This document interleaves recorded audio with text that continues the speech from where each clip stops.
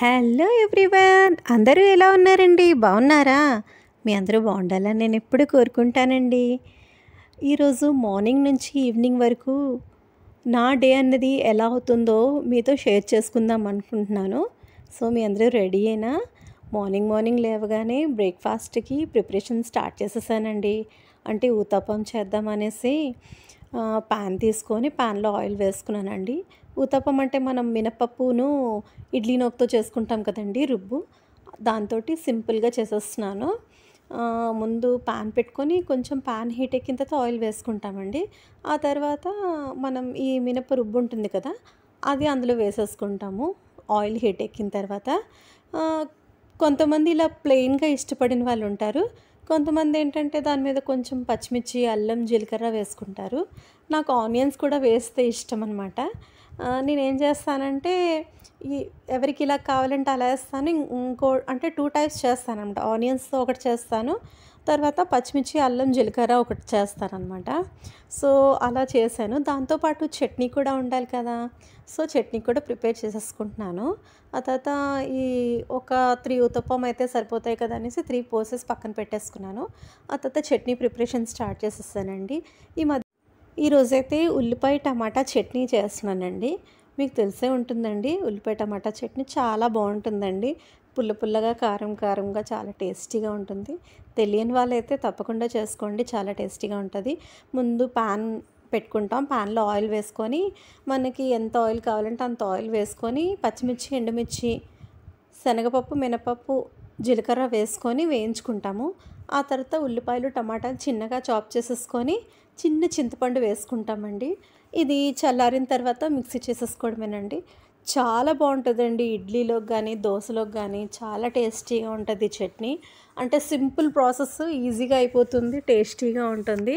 అంటే రొటీన్గా ఎప్పుడు ఒకటే చట్నీ చేసుకోవాలంటే బోర్ కదండి.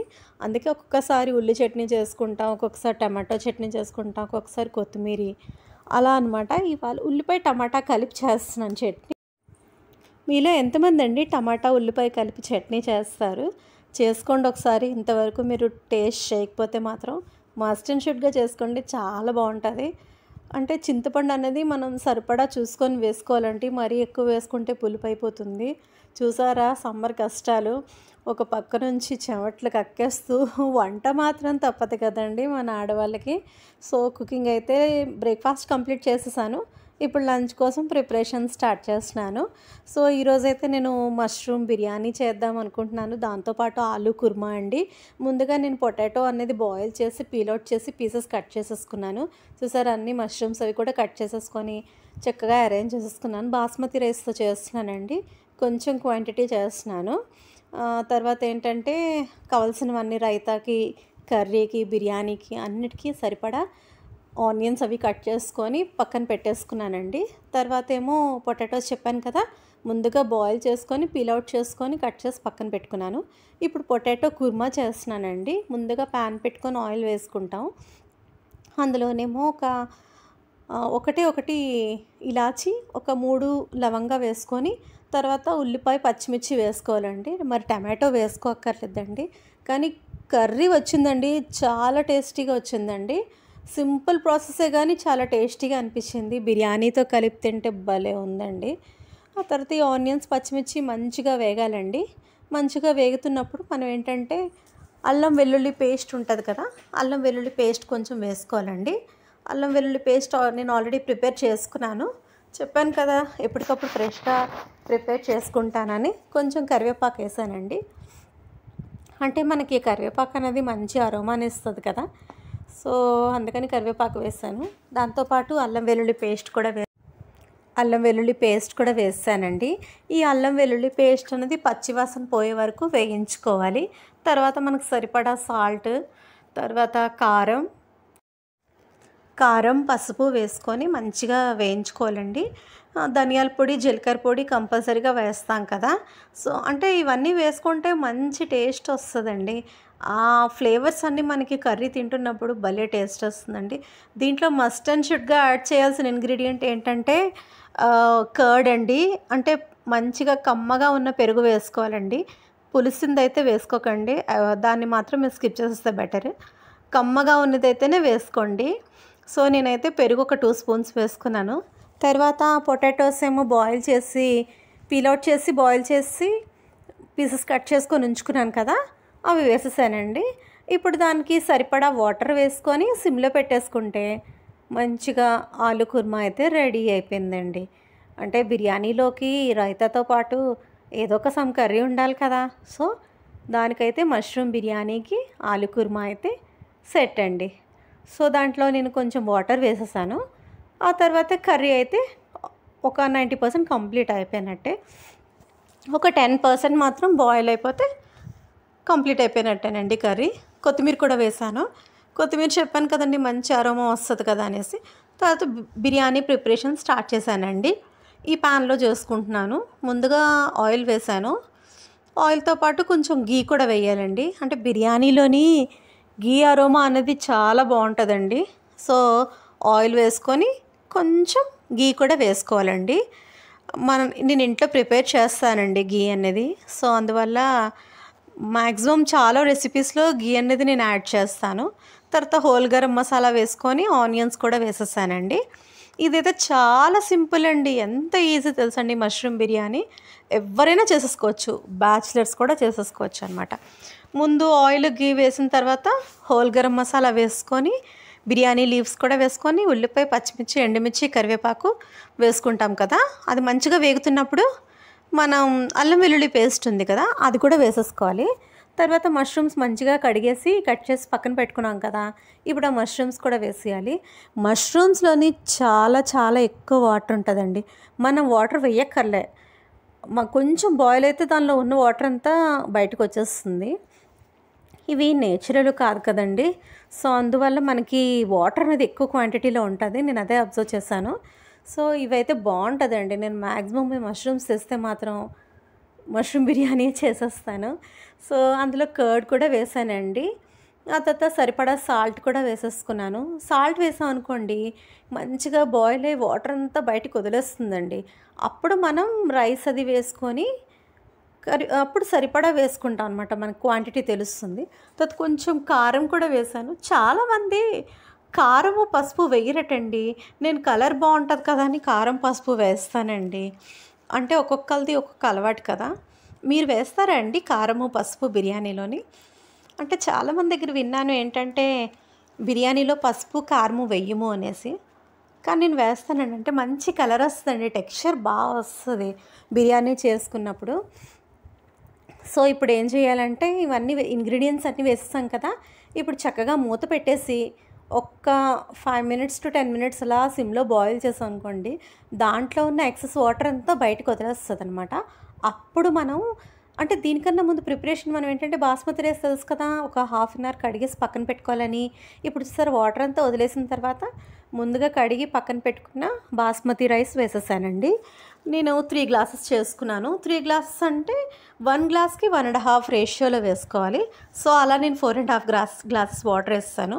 తర్వాత బిర్యానీ అయితే చూసారా ఎంత బాగా వచ్చిందో. మీకు కూడా చూస్తుంటే నోరూరిపోతుంది కదా. మరి ఇంకెందుకు ఆలస్యం, త్వరగా మీ ఇంట్లో కూడా మీరు చేసేసుకొని తినేసేయండి. సేమ్ ఇదే ప్రాసెస్ పన్నీర్ బిర్యానీ కూడానండి. ఈసారి పన్నీర్ బిర్యానీ మీకు చేసి చూపిస్తాను. అంటే ఎందుకోనండి బిర్యానీ అంటే చూసారా ఒక మూవీలోని మహేష్ బాబు అంటే ఒక వైబ్ అని, అలాగే మనకు బిర్యానీ అంటే ఒక అబ్బా చెప్పలేమండి. బిర్యానీ అంటే బిర్యానీయేనండి. చికెన్ బిర్యానీ అయినా వెజ్ బిర్యానీ అయినా ఏదైనా బిర్యానీయే కదండి. చాలా పిచ్చండి బిర్యానీ అంటే. అందుకే నేను మ్యాక్సిమం వీక్లీ 2 or 3 బిర్యానీ చేస్తూ ఉంటానండి. పిచ్చోలం బిర్యానీ ఎక్కువ ఇష్టంగా తింటాం. తర్వాత ఈవినింగ్ స్నాక్ టైం అయింది కదండి. ఇప్పుడైతే నేను మష్రూమ్ 65 చేద్దాం అనుకుంటున్నాను. ఫస్ట్ టైం చేస్తున్నానండి. అది సక్సెస్ అయిందో ఫెయిల్ అయిందో మీరే చూద్దరు. కానీ ముందుగా అల్లం వెల్లుల్లి పేస్ట్ వేసుకున్నాను. తర్వాత ఏమో కొంచెం కర్డ్ కూడా వేసుకున్నాను. తర్వాత పసుపు వేసుకున్నాను. తర్వాత ఏంటంటే ధనియాల పొడి జీలకర్ర పొడి కూడా వేసుకున్నానండి. ఇదైతే ఫస్ట్ టైం చేస్తున్నానండి. ఎలా వచ్చిందో మీరే చూద్దరు. కానీ కొంచెం గరం మసాలా కూడా వేసుకున్నాను. తర్వాత ఉప్పు కారం వేసుకోవాలండి. తర్వాత ఏంటంటే మీకు వరిపిండి కొంచెం శనగపిండి ఆ తర్వాత ఏమో కొంచెం మైదా, కొంచెం కార్న్‌ఫ్లవర్ ఇన్ని పిండిలు వేశాననమాట. ఫస్ట్ టైం కదండీ! ఎలా వస్తదో ఏంటా అనేసి ట్రై చేశాను. కానీ టెక్స్చర్ మీరే చూసి వచ్చిందో లేదో చెప్పాలి. సో, కామెంట్ సెక్షన్‌లో కామెంట్ చేయండి ఎలా వచ్చిందో ఏంటని. కానీ కొంచెం ఆయిల్ అయితే అబ్జర్వ్ చేసిందండి. ఎందుకంటే నేను మెజర్‌మెంట్ అనేది కరెక్ట్‌గా వేయలేదేమో అని నేను అనుకుంటున్నాను. సో, అందువల్ల ఆయిల్ అయితే కొంచెం అబ్జర్వ్ చేసింది. ఫస్ట్ టైం కదండీ! నెక్స్ట్ టైము అలా చేస్తూ ఉంటుంటే ఇంప్రూవ్‌మెంట్ అవుతూ ఉంటది కదా! సో, ట్రై చేశాను. ఏదో ట్రైలేసాను. చూడండి ఎలా వచ్చిందో. తర్వాత కొంచెం వాటర్ వేసుకుంటాం. ఆల్రెడీ కర్డ్ వేసాం కాబట్టి కర్డ్‌లో ఉన్న వాటరు, తర్వాత మనం వేసుకున్న వాటర్ అలా సరిపోతుంది. అంటే మనకేంటంటే ఆ మష్రూమ్ పీస్‌కి ఈ బ్యాటర్ అనేది మంచిగా పట్టాలనమాట. ఆ తర్వాత ఇదేం చేశానంటే నేను ఈ మష్రూమ్స్ ముందుగా కడిగేసి వాటర్‌లో పక్కన పెట్టుకున్నాను. తర్వాత కట్ చేసేస్తున్నాను. కట్ చేసేసి ఈ ముందుగా మనం మిక్చర్ రెడీ చేసుకున్నాం కదా! అందులో వేసేసానండి. ఆ తర్వాత ప్యాన్ పెట్టుకొని ఆయిల్ వేసుకున్నాను. ఆయిల్ వేసుకొని ఇప్పుడు క్యాష్యూస్ అయితే ఆయిల్లోని డీప్ ఫ్రై చేస్తున్నానండి.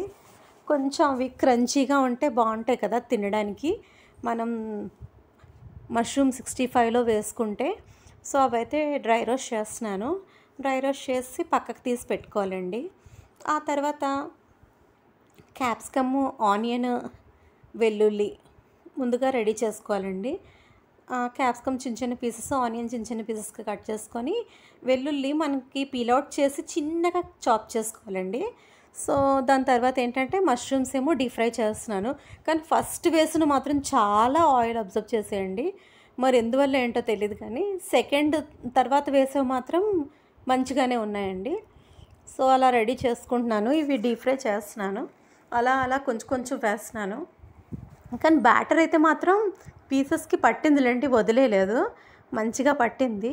అవేమో మంచిగా సిమ్‌లోనే డీప్ ఫ్రై చేసుకోవాలండి. ఎందుకంటే లోపల బాయిల్ అవు లోపల బాయిల్ అవుతుందో అవ్వదో డౌట్ కదండీ! అందుకని సిమ్‌లోనే నేను ఫ్రై చేసుకున్నాను. కానీ ఒక పక్క ఉక్కబెట్టేస్తుంది, వేడి చెమటలు కారిపోతున్నాయి. కానీ ఇంట్లో వాళ్ళకి ఏదో స్నాక్స్ ప్రిపేర్ చేయాలని తాపత్రయం. అలాగే చేసేసానండి సక్సెస్‌ఫుల్‌గాను. ఆ తర్వాత మంచిగా వేయించుకొని అవేంటంటే మళ్ళీ మనం నెక్స్ట్ ఇంకో ప్రొసీజర్ ఉంటుంది. సో, ఇవైతే సిమ్‌లో పెట్టుకొని వేయించుకున్నానండి. ఎంతమందండి ఈగర్‌గా వెయిట్ చేస్తున్నారు రిజల్ట్ కోసం? మేము కూడా అలాగే ఈగర్‌గా వెయిట్ చేస్తున్నామండి. మీరెవరొస్తారనుకుంటున్నారు? అందరూ ఒకటే అనుకుంటున్నారండి. కానీ రిజల్ట్ వచ్చే వరకు అదొక సీక్రెట్ కదా! సో, చూద్దాం ఏంటవుతుందో. ఎవరైతే సీఎం అవుతారో చూద్దాం. ఏదైనా మన మంచికే అనుకోవాలి. సో, యాక్చువల్‌గా అయితే మనం ఎవరికి ఓటేసామో వాళ్ళే గెలవాలనుకుంటాం కదా! సో, నేను కూడా అలాగే అనుకుంటున్నానండి. తర్వాత ప్రతి ఒక్కళ్ళకి ఎవరైతే పోటీ చేస్తున్నారో వాళ్ళందరికీ హార్ట్ 101 కొట్టుకుంటుందండి. ఎందుకంటే చాలా టెన్షన్ పడతారు.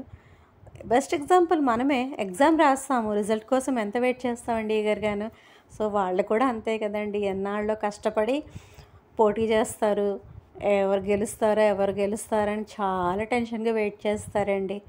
సో, అంతా మంచిగా జరగాలని నేనైతే కోరుకుంటున్నాను. సో, మీరైతే ఎవరు గెలుస్తారు అనుకుంటున్నారో నాకు కామెంట్ చేయండి. అది సీక్రెట్ అనుకోండి, కానీ బయట పడిపోతుంది కదా! ఎలాగైనా సరే మనం చెప్పినా చెప్పకపోయినా సరే. సో, ఇంకేంటండి అయితే ఈరోజైతే మార్నింగ్ నుంచి ఈవినింగ్ వరకు వ్లాగ్ మీ అందరితో షేర్ చేసుకుందామని నేను అనుకున్నాను. ఎప్పుడు మార్నింగ్ టు ఆఫ్టర్నూను అలాగే షేర్ చేస్తున్నాను కదా! సో, అందుకు మార్నింగ్ నుంచి ఈవినింగ్ వరకు మొత్తం రొటీన్ అంతా షేర్ చేశాను మీకు. ఎలా అనిపించిందో మీ వాల్యుబుల్ కామెంట్స్ తోటి నాకు చెప్పండి. ఆ తర్వాత ఏంటంటే చాలామంది సబ్స్క్రైబ్ చేసుకోవట్లేదు. నా ఛానల్ని ప్లీజ్ సబ్స్క్రైబ్ చేసుకొని సపోర్ట్ చేయండి. ఇంకా మంచి మంచి వ్లాగ్స్ మీ ముందుకు రాబోతున్నాయి. మీరు ఈగర్‌గా వెయిట్ చేయండి. చిన్న సపోర్ట్ లైక్ చేయండి. చూసే వీడియోని మాత్రం స్కిప్ చేయొద్దు. మొత్తం కంప్లీట్ వీడియోని చూసి లైక్ చేయండి, షేర్ చేయండి. మీరు మీ ఫ్యామిలీ అండ్ ఫ్రెండ్స్కి షేర్ చేశారనుకోండి, నాకు ఒక ఎనర్జీ అవుతుందన్నమాట. సో, ఇంకా మంచి వీడియోస్ తీయడానికి నేను ట్రై చేస్తాను. కొత్తగా పెట్టాను కదండి. సో, మీ సపోర్ట్, మీ ఎంకరేజ్మెంట్ ఉండబట్టే నేను 1Kకి దగ్గరలో ఉన్నానండి. 1K సెలబ్రేషన్స్ మీతో పాటు చేసుకుంటాను. మీరు మరి నన్ను సపోర్ట్ చేశారంటే ఇంకా ముందుకు వెళ్తాను. మీ సపోర్ట్ మాత్రం నాకు ఎప్పుడు ఉండాలి. ఇంతవరకు వచ్చానంటే అదంతా మీ వల్లే. ఇంకా నన్ను సపోర్ట్ చేయండి. ఇంకా మంచి మంచి వీడియోస్ మంచిగా మోడిఫికేషన్ చేస్తూ మీ ముందుకు తీసుకొస్తాను. నా వీడియోస్లో ఏవైనా మిస్టేక్స్ ఉన్నా తప్పకుండా మీ సజెషన్ ఇవ్వండి. దాన్ని ఫాలో అవుతూ రెక్టిఫై చేసుకుంటూ నేను చేస్తానండి, ప్రయత్నిస్తాను. నా ప్రయత్నం ఎప్పుడూ తప్పవదు, చేస్తూనే ఉంటానండి, కష్టపడతాను. సో మీరేంటంటే నాకు సపోర్ట్ ఇవ్వండి చాలు. మీ తరపు నుంచి చూస్తున్నారు కానీ సబ్స్క్రైబ్ చేసుకోవట్లేదు. చిన్న సబ్స్క్రిప్షన్ చేసుకోండి. దానివల్ల ఏంటంటే నాకు ఒక ఎంకరేజ్మెంట్లా ఉంటుంది అనమాట. సో మీరు సబ్స్క్రైబ్ చేసుకోండి. మీ ఫ్రెండ్స్ అండ్ ఫ్యామిలీ మెంబర్స్ కూడా నా వీడియోస్ గురించి వాళ్ళకి చెప్పండి. తర్వాత ఫ్రెండ్స్ అండ్ ఫ్యామిలీ మెంబర్స్కి షేర్ చేయండి. తర్వాత ఏంటంటే అవి ఫ్రై అయిపోయాయి కదండి. ఆ తర్వాత ఏంటంటే ప్యాన్ పెట్టుకున్నాను. ఆ తర్వాత గార్లిక్ ఏమో చిన్నగా చాప్ చేసుకొని ఫ్రై చేసుకుంటున్నాను. కొంచెం ఫ్రై అయ్యాక, బాగా ఫ్రై అయిపోకూడదు, కొంచెం అయిన తర్వాత ఆనియన్స్ క్యాప్సికమ్ కూడా వేసుకోవాలి. చెప్పాను కదా ముందుగా చాప్ చేసుకొని ఉంచుకోవాలని. ఇది కొంచెం ఫ్రై అయిపోయిన తర్వాత మనం ఎక్స్ట్రా ఎసెన్స్ అన్నీ యాడ్ చేసుకోవాలండి. చాలా ఈజీ ప్రాసెస్ ఇది కూడాను. అంటే మీరు అనుకుంటారు ఏంటి అన్నీ ఈజీ అని చెప్తుందనేసి. అంటే మనం కుకింగ్ అనేది మనం ఎంత సింప్లిఫై చేసుకుంటే అంత ఈజీగా అయిపోతుందండి. అంటే హరీబరీ చేసేసుకోకుండా సింప్లిఫై చేసుకున్నాం అనుకోండి, కుకింగ్ చాలా ఈజీ టాస్క్ అండి. చేసేసుకుంటామండి. మన ఆడవాళ్ళం కుకింగ్లో ది బెస్ట్ కదండి. మనంత మంచి షెఫ్స్ ఇంకెక్కడున్నారు చెప్పండి. మనం ప్రాణం పెట్టి చేసామనుకోండి తప్పకుండా వంట సక్సెస్ అవుతూనే ఉంటుందండి. అలాగే నేను కూడా ఇష్టంగా చేస్తానండి. కుకింగ్ అంటే నాకు చాలా ఇష్టం. సో అలాగే ఇష్టంగా చేస్తానన్నమాట. ఈ కొంచెం వేగిన తర్వాత కొంచెం టమాటో కెచప్ వేసానండి. తర్వాత మీ దగ్గర సోయా సాస్ కానీ రెడ్ చిల్లీ సాస్ కానీ ఉంటే వేసుకోవచ్చండి. అంటే ఇవన్నీ టేస్ట్ కోసమే. కొంచెం వెనిగర్ కూడా వేసాను. ఎక్కువ వేసేసుకోకండి వెనిగర్ అనేది, జస్ట్ టేస్ట్ కోసం కొంచెం వేయండి. ఆ సావర్ టేస్ట్ తెలియాలి కదండి మనకు, కొంచెం పుల్లగా. సో అందువల్ల కొంచెం వేసాను అనమాట. ఆ తర్వాత మనం కార్న్ఫ్లవర్ కొంచెం వాటర్లో మిక్స్ చేసుకొని వేసుకుని అనుకోండి థిక్నెస్ వస్తుంది. మీకు డ్రైగా కావాలనుకున్నారా, అలాంటప్పుడు ఏంటంటే ఈ కార్న్ఫ్లవర్ వాటర్ వేయక్కర్లేదు. నేనైతే కొంచెం గ్రేవీలా చేద్దామనేసి కార్న్ఫ్లవర్ వాటర్లో మిక్స్ చేసుకొని వేసాను. తర్వాత ఏంటంటే ఇప్పుడు మనం క్యాష్యూస్, జీడిపప్పు మనం ముందు ఆయిల్లో వేయించుకున్నాం కదా, అవి కూడా వేసేసేయాలండి. ఆ తర్వాత ఇవి మష్రూమ్స్ కూడా మనం డీప్ ఫ్రై చేసాం కదా, అవి కూడా వేసేసుకుంటామండి.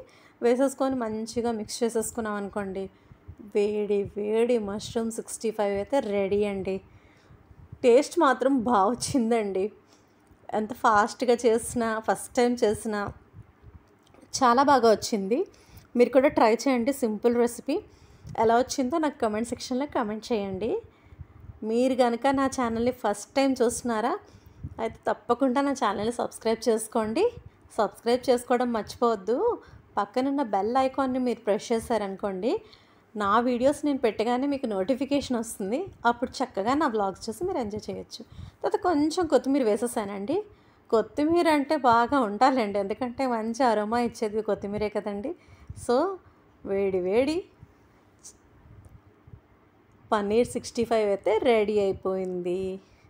మీరు ఫాస్ట్గా చేసేసుకోండి, టేస్ట్ చేయండి, ఎలా వచ్చిందో చెప్పండి. Okay friends, bye, take care.